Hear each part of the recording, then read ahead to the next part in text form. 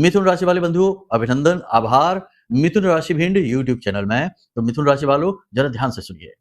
ये एक चीज आपके जीवन में 3 तरह के महासुख लेकर आएगी। इस एक चीज में इतनी अधिक शक्ति है कि इसे यदि आपने लगातार 7 दिनों तक अपनी तकिए के नीचे रखकर रोज सोए तो 100% आपके जीवन में 3 तरह के महासुख तो अवश्य आएंगे ही आएंगे।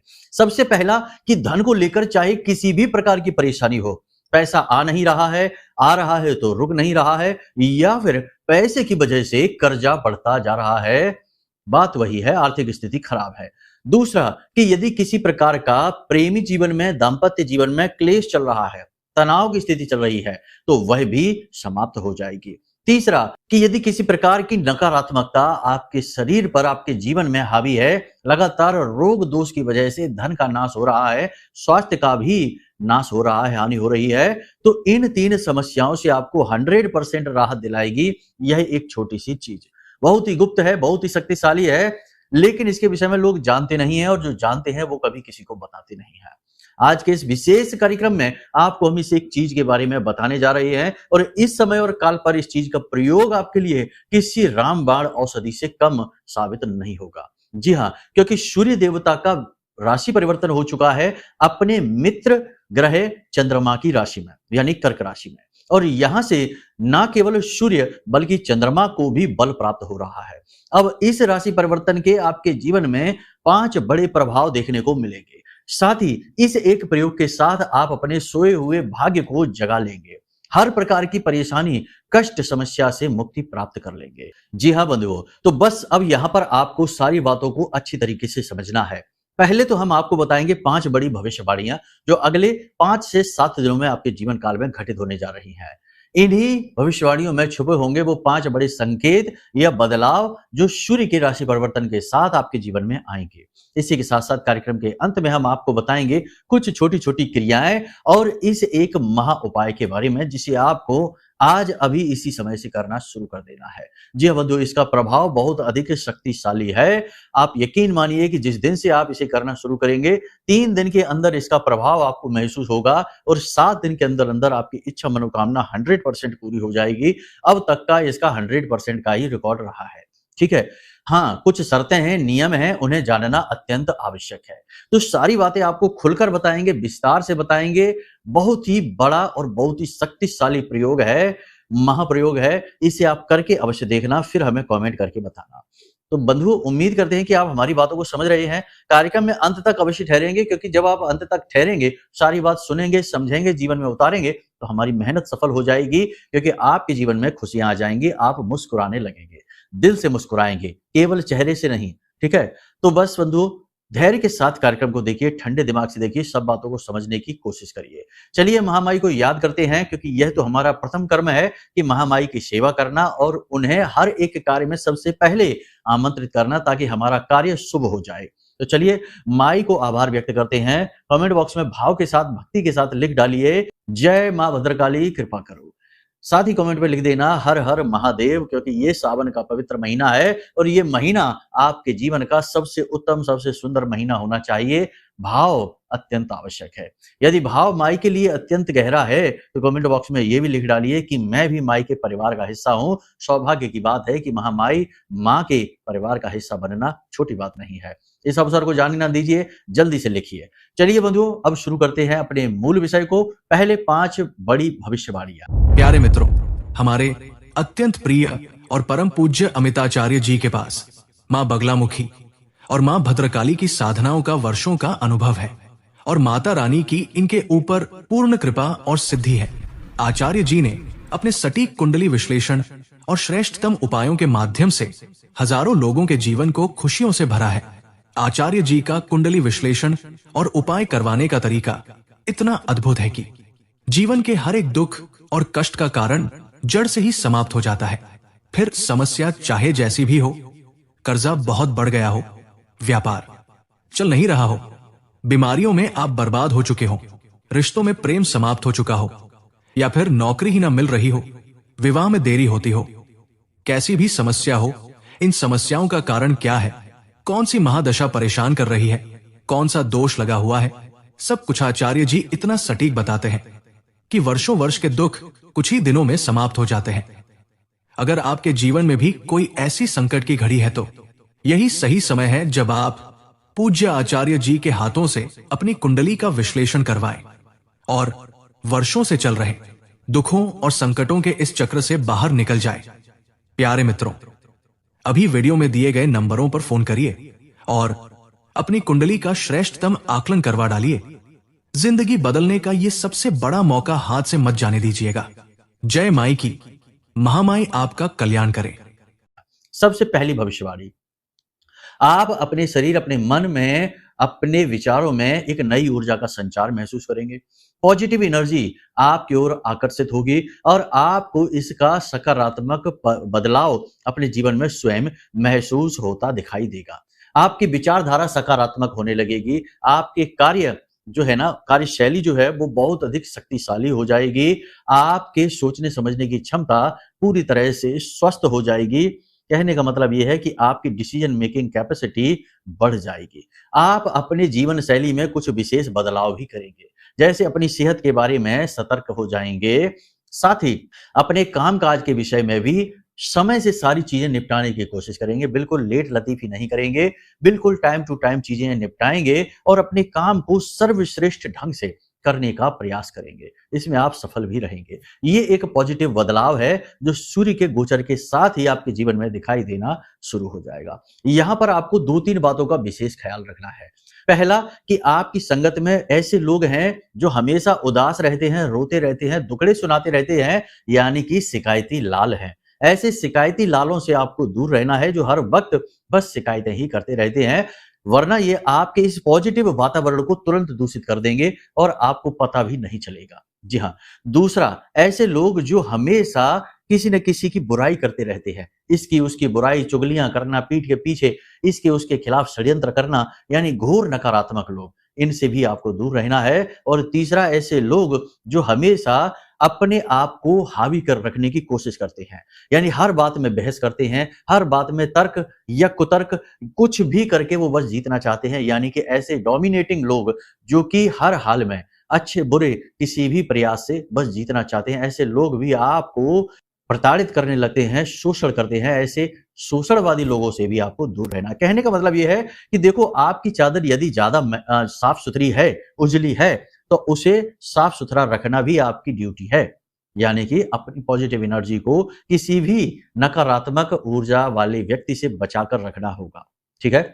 आपने देखा होगा कि बहुत सारे ऋषि मुनि, संत, महात्मा, तपस्वी लोग होते हैं, वो अपने पैर नहीं छुड़वाते, किसी को अपने ज्यादा नजदीक नहीं आने देते, किसी को स्पर्श नहीं करने देते स्वयं को। वो इसीलिए तो ऐसा करते हैं ताकि उनका जो पॉजिटिविटी है, उनका जो ऑरा है, वो वीक ना हो जाए। जी हाँ, ये बात सच है, कड़वी है, ये लोग प्रभावित करते हैं, तो आपको भी ऐसा ही करना है। ठीक है। दूसरा, कि आप अपने लिए जो योजनाएं बना रहे हैं, कुछ आपने योजनाएं बना रखी हैं, जैसे आपका कर्जा बढ़ रहा है, उस कर्जे को चुकाने के लिए कुछ आपके पास व्यक्तिगत योजनाएं हैं, आपके प्लान्स हैं। नए बिजनेस को सेटअप करना है, नए व्यापार को जमाना है, उसके संबंध में कुछ प्लान है। जीवन में कुछ विशेष बदलाव करने हैं, कुछ खरीदना है, कुछ व्यवस्थाएं बनानी है। इन सारी चीजों के बारे में लोगों को बिल्कुल भी भनक न लगने दें, इन्हें बिल्कुल गुप्त रखें। केवल जो लोग इनमें शामिल हैं उन्हें ही बताएं और इसके अलावा किसी और को भी अपनी कोई भी रणनीति, कोई भी योजना के बारे में भूल कर भी नहीं बताना है। ये विशेष सावधानी है क्योंकि आप ये भूल करने वाले हैं। भावनाओं में बहकर, लोगों की इधर की उधर की बातों में आकर आप अपनी योजना, अपनी बातें बताने वाले हैं और फिर वही होगा कि बात जहां की तहां रुक जाएगी, थम जाएगी। तीसरा, कि आप किसी की मदद करने की कोशिश करेंगे। जी हाँ, किसी को सलाह देने की कोशिश करेंगे, मनोबल बढ़ाने की कोशिश करेंगे, किसी के विवाद को निपटाने की कोशिश करेंगे, किसी को पैसे देकर, धन देकर मदद करने की कोशिश करेंगे। यानी 3-4 प्रकार से आप किसी की मदद करने की कोशिश करेंगे, लेकिन होगा इसका उल्टा। आपको ही लांछन लग जाएंगे, आपके ऊपर ही आरोप प्रत्यारोप शुरू हो जाएंगे और आप बहसबाजी में पड़ जाएंगे, आप परेशानी में फंस जाएंगे और बिना मतलब में अपने जीवन को नरक बना बैठेंगे। ऐसा नहीं करना है। ये अनाप शनाप हरकतें, उल्टी सीधी हरकतें आपको नहीं करनी है। आपको अपने ऊपर नियंत्रण रखना है। दुनियादारी का आपने ठेका नहीं ले रखा है। सारी दुनिया अपने हिसाब से चल रही है, आप अपने हिसाब से चलिए। याद रखिए कि इस संसार में जो दुखी है, वो भी कहीं न कहीं कुछ ऐसे कर्म करके आया है कि वो दुःख उसके कर्म में लिखा है, उसके भाग्य में लिखा है, उसे भोगना ही पड़ेगा। जो सुखी है, वो भी इसी स्थिति में है। अपने कर्म का ही फल लोग भोग रहे हैं, तो किसी की कर्म की यात्रा में आप कुछ भी बदलाव नहीं कर सकते हैं। जितना आप उसके दुःख को सुख में बदलने की कोशिश करेंगे, आप स्वयं को ही दुखी करेंगे। देखो, हम ये नहीं कह रहे कि आप इंसानियत के बारे में सोचना छोड़ दें, किसी के भला करने के बारे में सोचना छोड़ दें। हर एक चीज़ को एक हद में रखना पड़ता है, चीज़ों को समझना पड़ता है। किसी की मदद करने के चक्कर में खुद बर्बाद हो गए, अपनी जेब खाली कर दी, ऐसी किसी की मदद करने से क्या फ़ायदा कि कल आपको ही मदद की ज़रूरत पड़ जाए। तो कहने का मतलब ये है कि अपनी बुद्धि का सही इस्तेमाल करना है। जितनी जहाँ आवश्यकता है केवल उतना ही बल वहाँ लगाना है, उससे अधिक बल लगाकर आप अपने लिए आफ़त मोल ले लेंगे। जी हाँ, बंधुओं। अगली भविष्यवाणी ये है कि आपके विरोधी अति सक्रिय हो जाएँगे। आपका कार्यक्षेत्र अगर राजनीति से जुड़ा है, तब तो स्थिति बहुत अधिक खराब हो जाएगी। आपके विरोधी अति सक्रिय होंगे, आपको हानि पहुँचाने की पूरी कोशिश करेंगे और यदि आप बिज़नेस करते हैं या नौकरी करते हैं, तब भी बिज़नेस में कॉम्पिटिटर्स यानी आपके जो आस-पास के लोग हैं, आपके समान ही कार्य कर रहे हैं, वो आपको गिराने की, नीचे गिराने की, आपकी मान प्रतिष्ठा को गिराने की षड्यंत्र चालें कर सकते हैं। नौकरी यानी कार्यस्थल पर भी आपके सहकर्मी आपके उच्च अधिकारियों के कान भर सकते हैं, आपके खिलाफ कर सकते हैं, तो थोड़ा-सा आपको अलर्ट रहना है, जागरूक रहना है और आस-पास की चीज़ों पर नज़र रखना है। कहना-सुनना कुछ नहीं है, बस नज़र रखना है और चीज़ों को अपने व्यावहारिकता के साथ उन्हें नियंत्रित करने की कोशिश करें। किसी भी व्यक्ति से पर्सनली जुड़ने की कोशिश ना करें, परिस्थिति को पर्सनली हैंडल ना करें। कहने का मतलब ये है कि प्रैक्टिकली उसको हैंडल करें, भावनाओं को बीच में लेकर ना आएँ, वरना आप परेशान हो जाएँगे। अब अच्छी खबर यहाँ पर ये है कि जहाँ एक तरफ आपको नीचे गिराने के लिए लोग तैयार रहेंगे, वहीं दूसरी तरफ आपके अंदर आत्मविश्वास की बढ़ोतरी होगी, सेल्फ कॉन्फिडेंस आपका बढ़ेगा, पॉजिटिव एनर्जी आपकी बढ़ेगी, तो आप इन चीज़ों को आसानी से हैंडल कर लेंगे। आप इनके साथ गिरेंगे नहीं, बहेंगे नहीं। ठीक है? तो ये स्थिति अच्छी है। जहाँ एक तरफ नेगेटिविटी है, देखो नेगेटिविटी तो रहेगी ही, ऐसा कभी होता ही नहीं कि कहीं किसी जगह पर पूरे संसार में सिर्फ़ एक ही तरीके की ऊर्जा हो। हमेशा मिश्रित ऊर्जाएँ होती हैं, याद रखने वाली बात है ये। तो आप जहाँ एक तरफ नेगेटिविटी से घिरेंगे, लोग आपको परेशान करने की कोशिश करेंगे, वहीं दूसरी ओर आपके खुद के अंदर पॉजिटिव एनर्जी का एक विशेष प्रवाह होगा, जिसकी मदद से आप ये सारी चीज़ों को आसानी से हैंडल कर लेंगे। कोई कीमती सामान आप खरीद सकते हैं अगले 3 से 5 दिनों में। इसी के साथ-साथ आपकी कोई इलेक्ट्रॉनिक डिवाइस, कोई इलेक्ट्रॉनिक सामान आपका गिर सकता है, खो सकता है या खराब हो सकता है। इसी के साथ-साथ सबसे महत्वपूर्ण बात यहाँ पर हम आपको बता दें कि आप जल्दबाजी में कहीं पैसे ना लगाएँ और ना ही किसी को दें। पैसा देना है तो पहले सोच समझ लीजिए उस इंसान ने कैसा पहले व्यवहार किया है आपके साथ, आपके पैसे के साथ और कहीं पैसा इन्वेस्ट करने जा रहे हैं, लगाने जा रहे हैं, तो कम से कम 2 से 3 दिन अभी रुक जाइए, उसके बाद आप करिए। अभी फ़िलहाल समय और काल अच्छा नहीं है, उसके बाद आप करिए और थोड़ा सोच-विचार अवश्य करिए। इसी के साथ-साथ बिना सोचे-समझे किसी से कुछ आपको कहना-सुनना नहीं है। बातों में अपने शब्दों पर पूरा नियंत्रण रखने की आपको कोशिश रखनी है। लगातार ये कोशिश करनी है क्योंकि आपने बिना सोचे-समझे किसी से कुछ कह दिया, बेशक भावनाओं में बहकर कहा, लेकिन लोग आपके भाव को नहीं समझेंगे, शब्दों को पकड़ लेंगे और आपके ऊपर लांछन लग जाएँगे।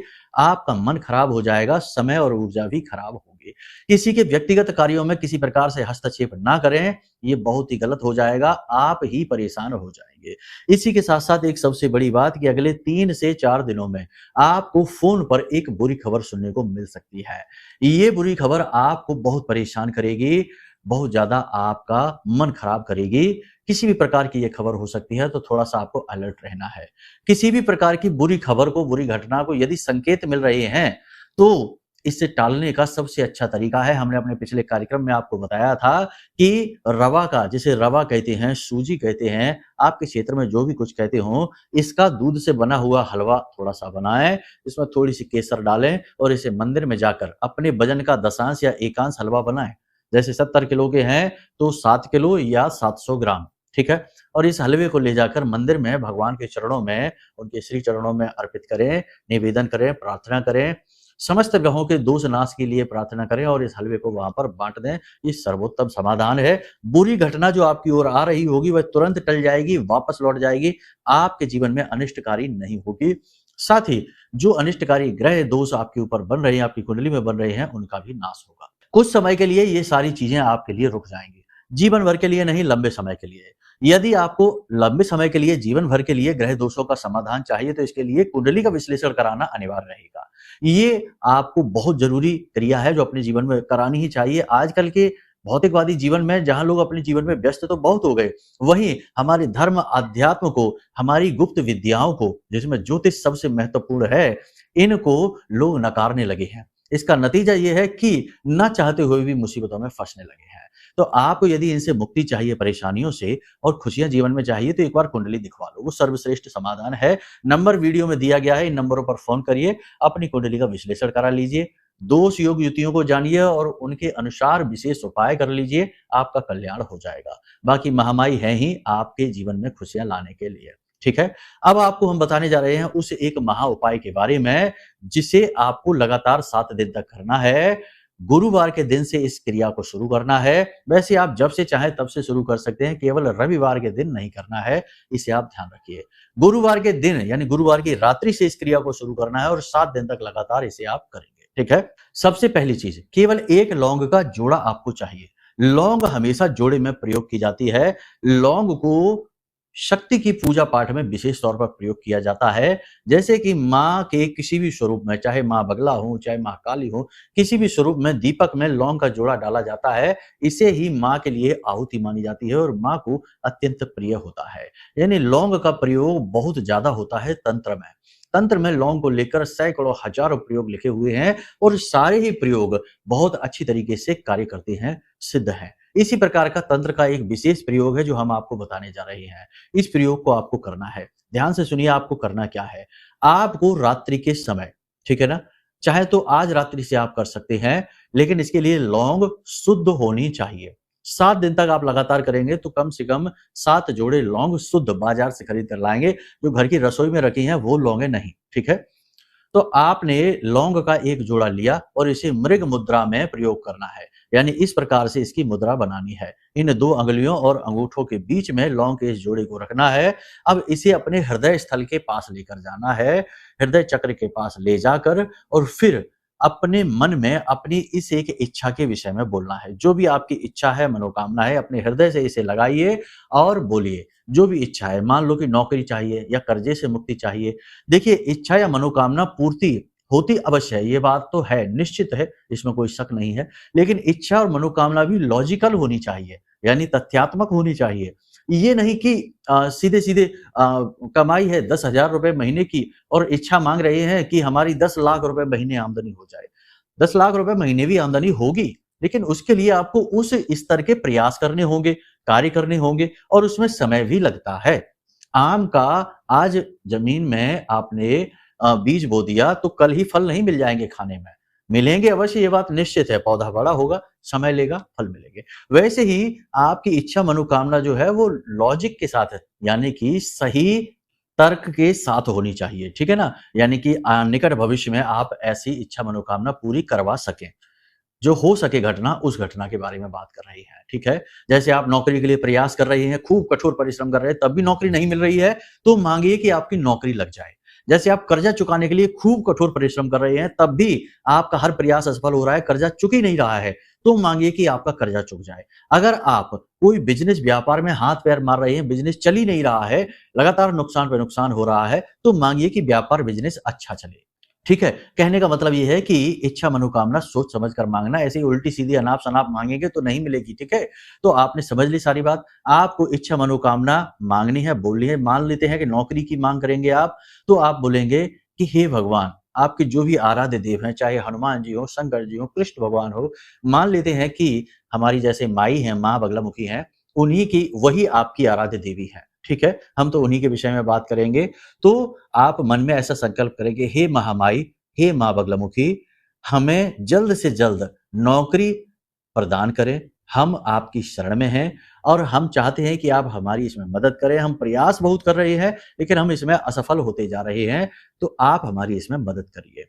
ठीक है, इस प्रकार से आपको मन में आवाहन करना है देवी का, देवता का और संकल्प करना है। अब इस लौंग के जोड़े को अपने तकिए के नीचे, यानी ये क्रिया आपको 7 बार करनी है। 7 बार इच्छा मनोकामना मांगनी है, बोलनी है। यानी 7 बार इच्छा मनोकामना मांगने के बाद आपको इस लौंग के जोड़े को अपनी तकिए के नीचे रख लेना है। ठीक है?